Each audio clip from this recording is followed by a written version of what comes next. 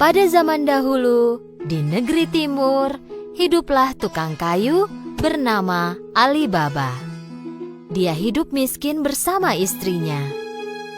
Ali Baba selalu pergi ke hutan dengan keledainya untuk mengambil kayu, lalu menjualnya ke kota.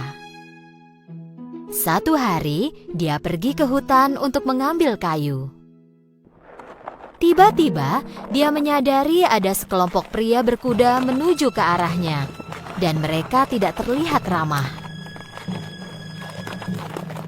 Mereka pasti para pencuri. Aku harus segera bersembunyi.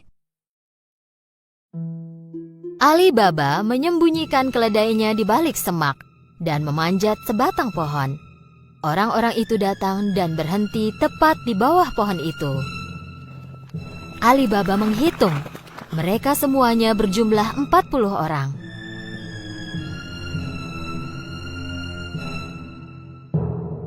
Orang-orang itu menurunkan beberapa tas besar yang berat dari kuda mereka. Ali Baba menyadari bahwa orang-orang tersebut adalah pencuri. Pimpinan pencuri maju ke sebuah batu besar dan mulai berteriak.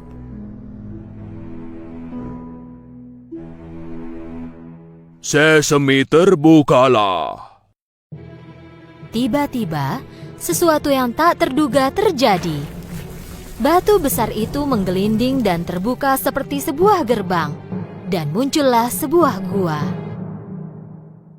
Para pencuri masuk satu persatu sambil membawa tas yang berat itu. Tak lama kemudian, gerbang gua menutup secara otomatis. Ali Baba tak percaya pada apa yang dia lihat. Tak lama kemudian, batu itu terbuka lagi dan pencuri tersebut keluar. Terakhir, pemimpin pencuri keluar, lalu berbalik ke arah gerbang itu dan berkata, Sesame tertutuplah. Batu besar itu segera tertutup, dan para pencuri melompat ke atas kudanya lalu pergi. Ali Baba turun dari pohon dan langsung menuju batu besar itu. Dia meneriakkan kata yang diingatnya tadi. Sesame terbukalah. Gerbang tersebut terbuka dengan suara berisik. Ali Baba masuk dengan ragu. Dia terkejut pada apa yang dilihatnya. Di dalam gua itu penuh dengan emas, perak, kain mahal, berlian, dan kotak harta karun. Ali Baba melihat berkeliling, mengambil 3 buah kantong dan pergi.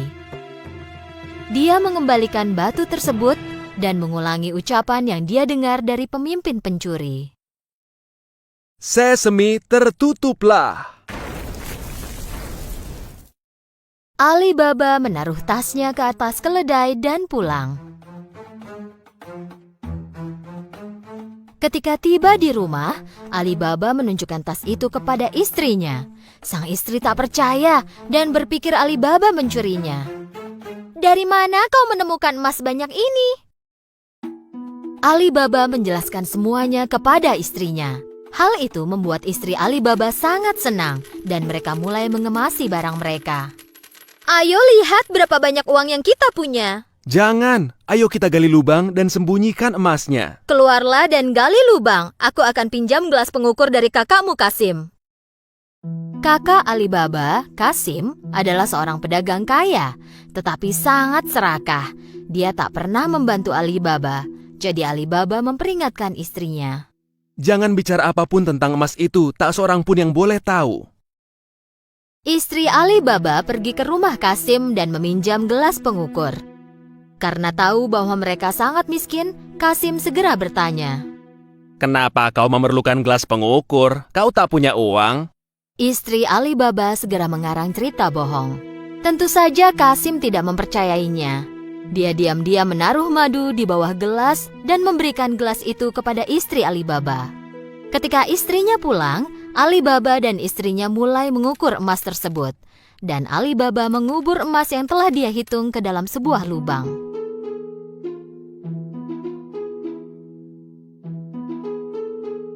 Setelah mereka mengubur semua emas itu, istrinya mengembalikan gelas pengukur tersebut, tetapi tak menyadari adanya emas yang menempel di bawah gelas. Ketika Kasim menerima gelas tersebut, ia langsung melihat ke bawahnya. Ketika melihat emas itu, dia sangat kaget.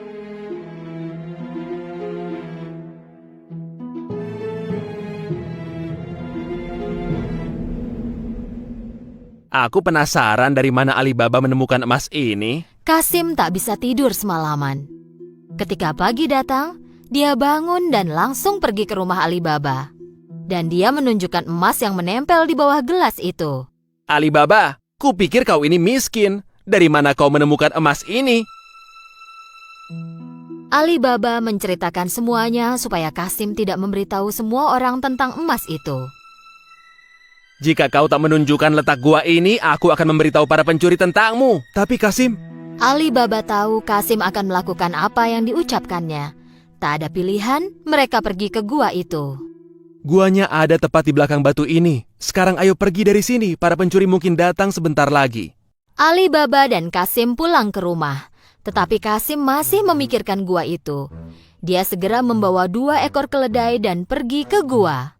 Ketika tiba di depan pintu gua, dia mengulangi perkataan yang dia pelajari dari Alibaba. Sesame terbukalah.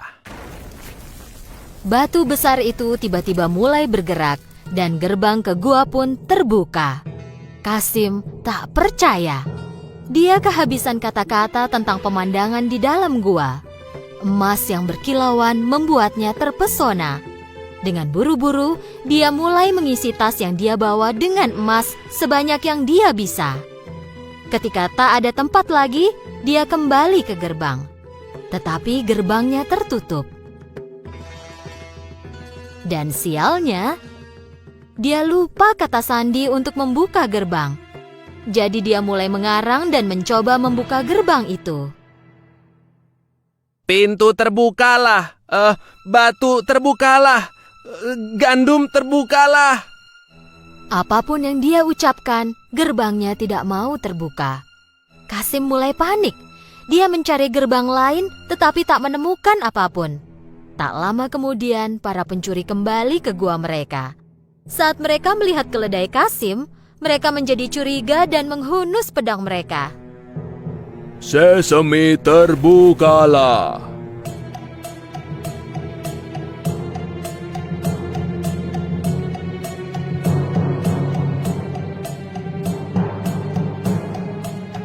Ketika gerbang terbuka, para pencuri menangkap Kasim dan menghajarnya. Jadi inilah pencuri yang mengambil emas kita. Ketika malam hari tiba dan Kasim tidak kembali ke rumah, istrinya jadi sangat khawatir. Dia berlari ke rumah Alibaba dan meminta tolong. Alibaba juga khawatir tentang apa yang menimpa Kasim. Jadi Alibaba pergi ke gua dan melihat seekor keledai berdiri di depan gua. Itulah saat dia tahu bahwa kakaknya ada di dalam gua dan dibunuh oleh para pencuri. Dia pergi kepada istrinya dan menceritakan semuanya. Mereka memutuskan untuk tidak memberitahu siapapun tentang hal ini. Tak lama kemudian, Alibaba dan istrinya mulai tinggal di rumah Kasim. Mereka mulai menjalankan bisnis Kasim dan mengembangkannya menjadi lebih besar. Mereka menjadi semakin kaya raya. Selama ini, pemimpin pencuri menyadari bahwa emas di guanya semakin berkurang setiap hari. Jadi dia memerintahkan seorang pencuri untuk melihat apakah ada sesuatu yang mencurigakan. Pergilah ke kota dan lihat sekeliling, apakah ada orang kaya baru dan yang berbelanja banyak. Ketika pencuri berkeliling di pasar, dia melihat Alibaba berbelanja dengan emas di tangannya. Jadi, dia mengikuti Alibaba pulang. Ketika Alibaba pulang, pencuri tersebut menandai pintu rumahnya. Ketika hari gelap, istri Kasim keluar untuk memberi minum hewan. Dan saat itu, dia melihat tanda di pintu. Dia menyadari bahwa tanda itu bukan untuk hal yang baik. Jadi dia mengambil cat dan menandai semua pintu di lingkungannya. Saat pagi menjelang, 40 pencuri datang untuk menemukan rumah Alibaba. Tetapi mereka melihat bahwa semua pintu ditandai dengan tanda yang sama. Mereka pun kembali. Tetapi pemimpin pencuri tetap ingin menemukan Ali Baba. Dia menyamar dan mulai berkeliling pasar. Dia akhirnya menemukan Ali Baba dan mengikutinya ke rumah. Mengetuk pintunya, Ali Baba menjawab, Aku datang dari jauh. Aku membawa guci-guci penuh minyak zaitun. Kudengar kau adalah pedagang terkaya di area ini. Mungkin kau ingin membelinya. Ali Baba mengundang pemimpin pencuri untuk makan malam, mengira bahwa dia juga seorang pedagang. Pencuri itu membawa 40 guci minyak zaitun ke dalam rumah Ali Baba. Dan Ali Baba menyuruh pelayannya menyiapkan meja makan istimewa. Ali Baba ingin menjamu tamunya malam itu. Tentu saja tamunya menerima tawaran itu. Ketika Ali Baba dan pencuri itu makan malam, istri Kasim yang bijak pergi melihat guci minyak zaitun itu. Tiba-tiba dia mendengar suara berisik. Apakah kita keluar sekarang? Jangan, belum waktunya. Ketika istri Kasim tahu bahwa ada pencuri di dalam guci itu dan bukannya minyak zaitun, dia tahu bahwa itu adalah jebakan. Dia segera pergi ke dapur dan mendidihkan minyak. Lalu dia kembali dan menuangkan minyak mendidih ke setiap guci. Tentu saja, para pencuri terpanggang diam-diam.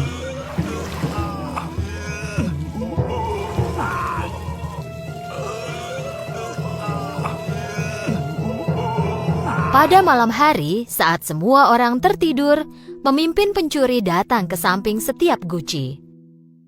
Kalian bisa keluar sekarang. Ketika tak ada jawaban, dia bertanya lagi. Apa kalian tidur? Ketika dia bertanya lagi dan tak mendapatkan jawaban, dia membuka salah satu guci. Dia kaget dan tahu bahwa dia juga akan tertangkap. Dia segera melarikan diri dan tak pernah kembali. Keesokan paginya, istri Kasim memberitahu Ali Baba tentang apa yang terjadi. Kini mereka tahu bahwa mereka tak perlu khawatir tentang pencuri itu lagi. Dan akhirnya, Ali Baba dan keluarganya hidup bahagia dan